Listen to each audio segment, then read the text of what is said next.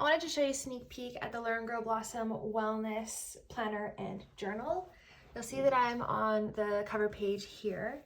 I've included buttons down the bottom and then clickable tabs around the side to make it really easy to find the pages that you need. The index is the perfect place to find whatever page you need. So if you click on one, it'll bring you right to that page. This button will bring you to the stickers. I've included stickers of the major holidays. There are two different planners. This is the Canadian planner. There's also a US planner with some of the US holidays. There's also the days of the week, months of the year, as well as these fun doodle planner stickers. I've included two types of stickers. So there's the PDF version, and then there's also the pre-cropped Good Notes versions that you can use as well. That way you don't have that white box around them, so whichever you prefer. I like to include these two because then they're directly inside the planner. You don't have to have two tabs open. And then the month pages all look the same except for the title, and you'll notice that there are circles because they are undated. This is an undated planner so that you can go ahead and put in the dates yourself. The great part about that is you can use the same planner again and again.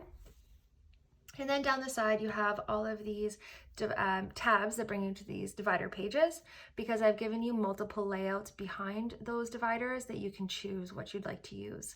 So we're under the weekly tab here, and you can see I've included a few different templates as well as a weekly meal plan. If I go on daily, you can see I've included this one, and this is my plan for today, just so you could kind of see it used. Don't mind my messy handwriting. And there's also this template too, in case you like to time block. I'm not that strict with myself, so I like just like a running list is fine for me. Then there are different lists. So I have to-do, notes. I love this list. So must-dos are things I have to do, and may-dos are things I can do if there's time. So I like to have like a master must-do, may-do list for the month, or even the year for like bigger projects, not so much like tiny tasks. And then a few other list options that you can kind of make your own. I'm really excited about these goal setting pages. So there are yearly goal setting pages as well as monthly. So this one is where you would write goals based on specific areas in your life. So perhaps career goals, personal goals, fitness goals, and you would write your goals here.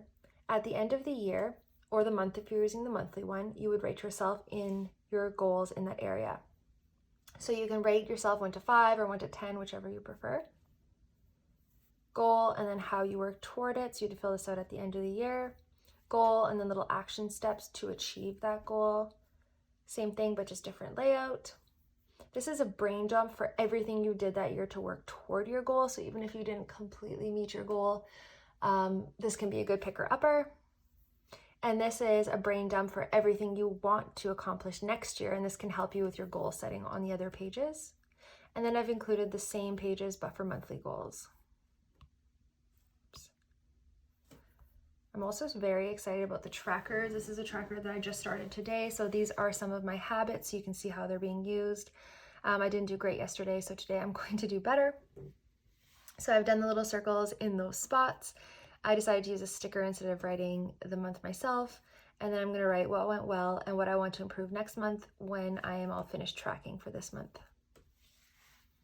I included a meal plan under the tracker section. This one is actually usually under the weekly planning. I'm not using this weekly meal plan as like a planning ahead tool. I'm actually just writing down what I'm having for each meal and then highlighting it if it was a healthy choice. This is helping me keep a little more accountable at what I'm putting in my mouth. And then this is a year's workout. So I have these pages for workouts, sleep, and as well as mood. And these letters represent the months of the year and then the days in each month. And so there is a little box for every single day in the year. And you would create a little legend here based on the workouts you like to do. So if you like to do yoga, if you like to swim, if you like to run, whatever it is, so you have different options, and you can track to see kind of like what you do most, what do you do least, which is kind of fun. This is a sleep tracker, so you could use the highlight tool just to give an example. Yesterday was the 6th, and I slept from about 10-ish until about 5:45 this morning. If I hold it down, it'll straighten it out for me, and that shows my sleep. I'm realizing that I need to change this for months, so I will make sure that that is changed.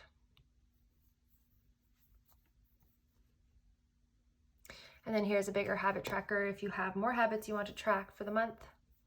And this is the one I showed you previously that I have started using. It's just a blank. I've also included monthly tracking pages. So again, you would write what workout types, make yourself a little legend, and then you would color it in based on that month, sleep, and moods. This is a gratitude portion of the journal, really. So you would go ahead and write your gratitude here. I like to make a little list, so I'll write like 1, 2, 3, 4, 5 for myself. And sometimes when I'm doing my gratitude, I kind of get thinking about things, so it's good to also record your thoughts. So I've included a little journaling section. To give you an example, this is mine today. I usually do write more under the thought section, but it's usually pretty private. So I decided not to share that, but just to show you what it can look like filled out. And there's also weekly gratitude. So you can write some of your gratitude messages kind of in each rectangle and then review them at the end of the week, which is kind of cool. The best part about digital planning too is you can fit a lot in those small rectangles. So if I was writing here and I wanted to resize it, I could click that lasso tool, lasso it, click on it, resize, and you can fit a lot in those boxes because you can shrink down your text. I do show more how to use some of these tools in my Good Notes like tips and tricks video for digital planning, so you can have a look at that one to learn a little bit more. And lastly, I've included some blank pages, so lined, blank, graph, and dotted. If there's any questions that you have or any suggestions for future planners, I'm so happy to listen to them. So please reach out and don't hesitate. Thanks for watching.